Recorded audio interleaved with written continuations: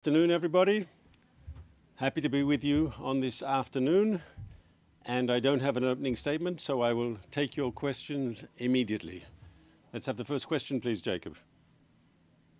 The first question comes from Jody Cohen of WION. What is Israel's response to South Africa's case, which claims that comments made by Prime Minister Netanyahu and Ministers Gallant, Katz, and Eliyahu, among other remarks made, constitute intent to commit genocide against Gazans and not just Hamas? Jody will be making our legal argument tomorrow in the courtroom. I don't want to preempt what our lawyers will say then, what our legal team will say then, but you will see a very, very strong rebuttal of all the remarks made by the South African team. What we heard this morning was really, unfortunately, I think a travesty. The South African government prides itself on heading a country, they call it the Rainbow Nation, a nation which has anti-racism as its core, and yet here we see South Africa, unfortunately, aligning itself with the Hamas terrorist organization, which is an openly and avowedly racist organization. You just have to read the Hamas Charter, which is full of traditional anti-Semitic stereotypes, tropes, accusations about Jewish conspiracies and Jews perverting the morals and Jews doing this and Jews causing wars. You just have to listen to Hamas people when they speak and you hear the anti-Semitism coming out of their mouths. And here is the nation that prides itself on being the anti-racist nation giving legal support to Hamas. It's a travesty of history. The next question is also from Jody Cohen of WION. Will Israel countersue South Africa, as Israel has said it believes South Africa is, quote, criminally complicit, end quote, with Hamas by taking on this case? I've just said, Jody, that South Africa, the government of South Africa is complicit in working with Hamas, in echoing Hamas's propaganda lines. And I think South Africans have to ask themselves a very serious question. What are they doing and why are they doing it? Why is it that in this effort they have the support of the Iranian government and the government of Syria? Is that the place South Africa wants to be? Apparently so. You know, Israel has very good relations with countries across Africa. Israel has very good relations with numerous Africa Unity member states, Africa Union member states, I should say. We have good relations across the continent. But somehow in South Africa, they're stuck in this anti-Israel position that is very apparent, and it prevents good relations between the countries. We have productive relations with hosts of countries across the African continent, where cooperation serves the interests of us and our African partners. But South Africa is not interested in any sort of serious bilateral cooperation. They're stuck in this anti-Israel agenda that is counterproductive, both from the bilateral point of view, but also from the point of view of what's going on in the Middle East, because South Africa has allied itself with the enemies of peace, with the enemies of reconciliation, with all those who want to see a better Middle East. It has aligned itself with rapists, with people who behead civilians, with murderers, with people who conduct massacres, with people who burn innocent civilians alive. This is who South Africa has aligned itself with. The next question is from Lior Soroka of The Washington Post. Can you relate to the Lebanese land border offers from Nasrallah and the Lebanese and the attempts to get a permanent land border agreement? Is it under discussion in the war or security cabinets at all?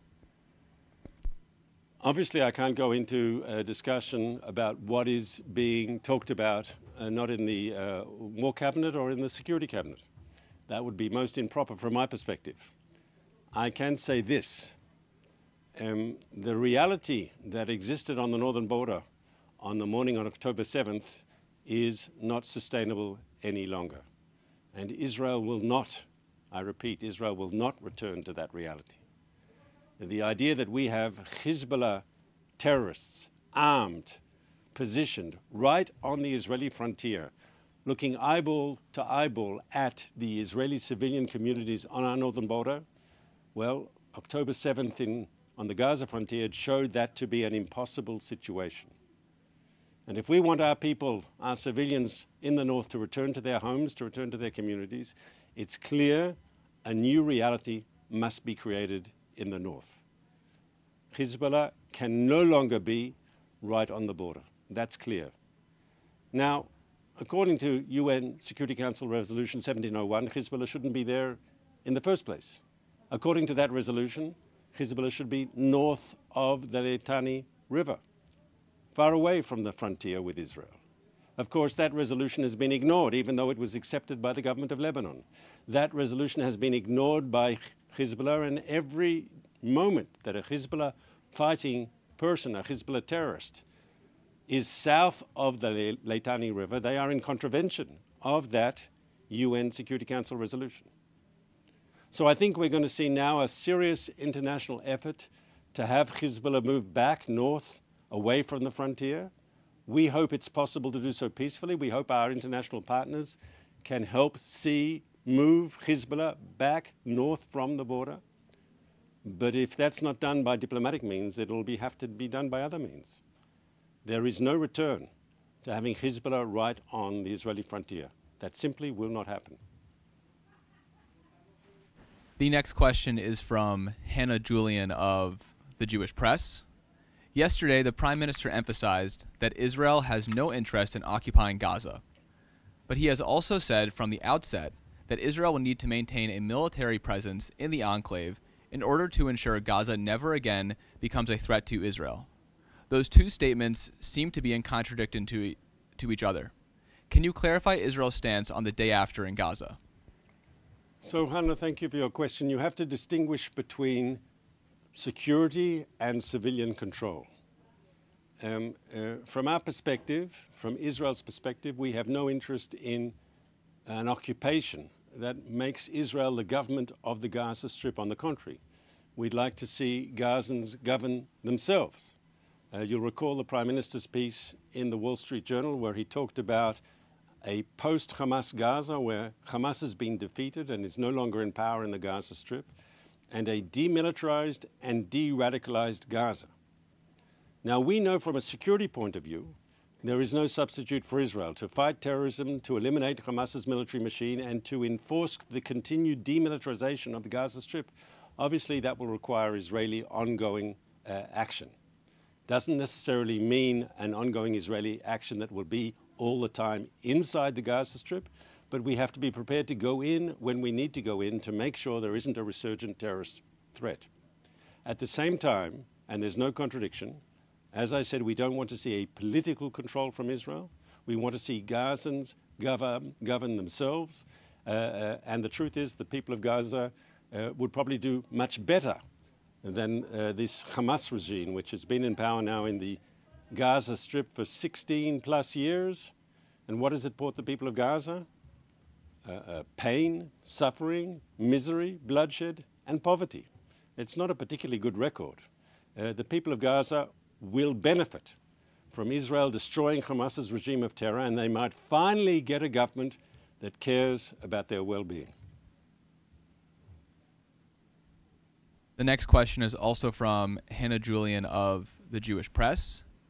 There seems to be a proposal on the table to allow Yahya Sinwar and Mohammed Deif to be exiled rather than eliminated, as the Prime Minister and Defense Minister promised multiple times. Can you please clarify? I'll clarify.